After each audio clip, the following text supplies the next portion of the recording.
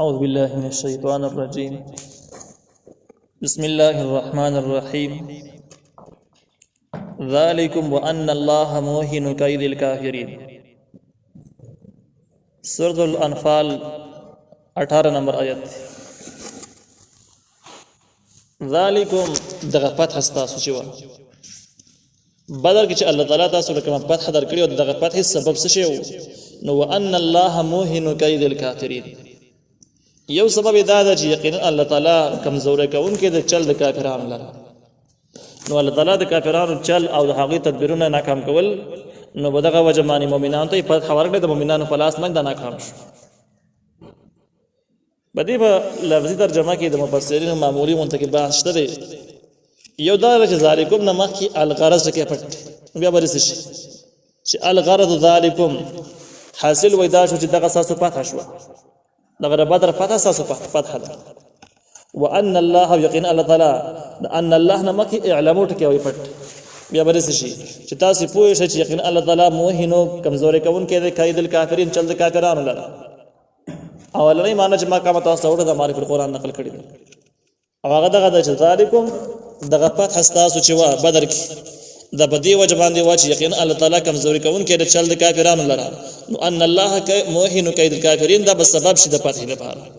چې فتح بدی وجبان وشو سبب یې دا یو سبب یې دا اگر چې نور اسباب هم شته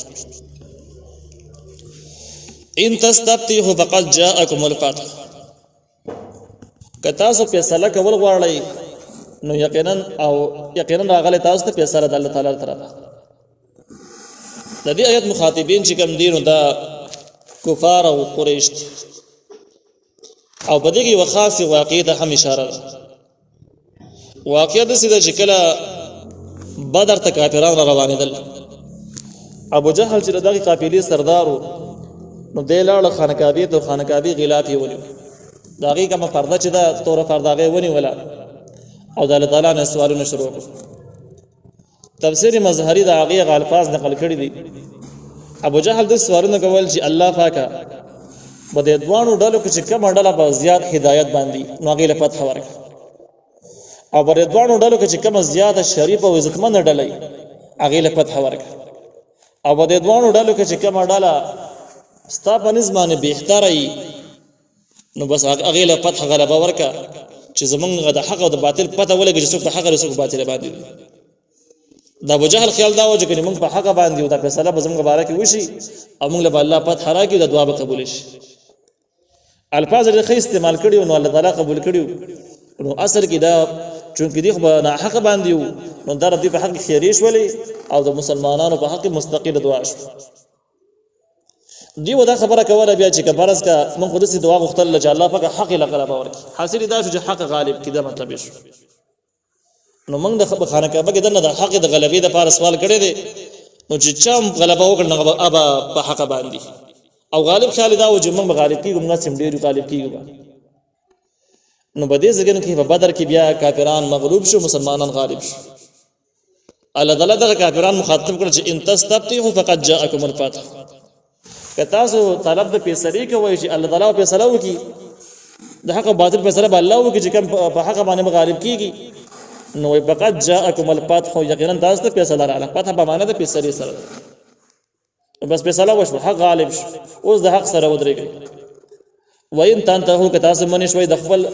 کفرنا فهو خير لكم دا بغوار استاسو د پاره وین تعودوا کتاسو را ګرځيږي د خپل کفر ته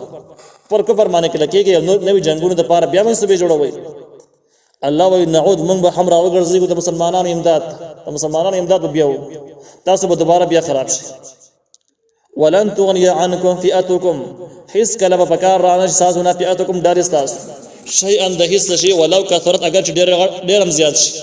ډېرم سیوا شي بیا هم چې د الله تعالی امداد د مسلمانانو سره یي نو دا به تاسو به اس په کار رانه شي نو بده کې د کافرانو هغه منسوبي د ناکام کولو د لپاره هم اشارات شو چې کافرانو به ویل چې یاره په بدر کې موږ خطا شو یو موږ لګ راغلی چې ردین هم ډېر راغلی وي یو شل 15000 هم جمع کړی وي نو بیا موږ فتح کړی وي خو موږ لګ راغلی نو د ذکر کې الله تعالی وایي چې تاسو د غډاله ډېر هم سیوا شي بیا هم دا به اس په کار رانه شي همدغه شان د کې بجنګي احزاب کې د مختلف قومونو ته پیغامونه ولېږل او مختلف ډلې د عربو د مختلفو ځایونو نه راجمع کړي د مسلمانانو خلاف. خو د احزاب جنگ هم ناکام شو، شکست یې وکړ. نو دې ځکه کې د هغوی د لپاره مستقیر خبرداري شو چې که تاسو څومره خلک مراجمه کوئ په آینده وختونو کې به کفر باندې کلک کېږئ، د اسلام خلاف تاسو غالب کېدی نشئ، هېڅ هم نشئ کولی. وان الله مع المؤمنین، یقینا الله تعالی د مؤمنانو سره دی. اصلي وجه د دې دا د الله تعالی د مؤمنانو مرسته کوي، د باطل خلکو مرسته نه کوي. نو باطل او مؤمنان چې کله په جنگ باندې شي، اگر که دا باطل خلک ډیر می زورور هم معلومیږي، وسایل سره هم پورا معلومیږي، خو د دې باوجود الله تعالی د امداد په مقابل کې دا خلک کامیابی دي نشي، دا خلک خرابي.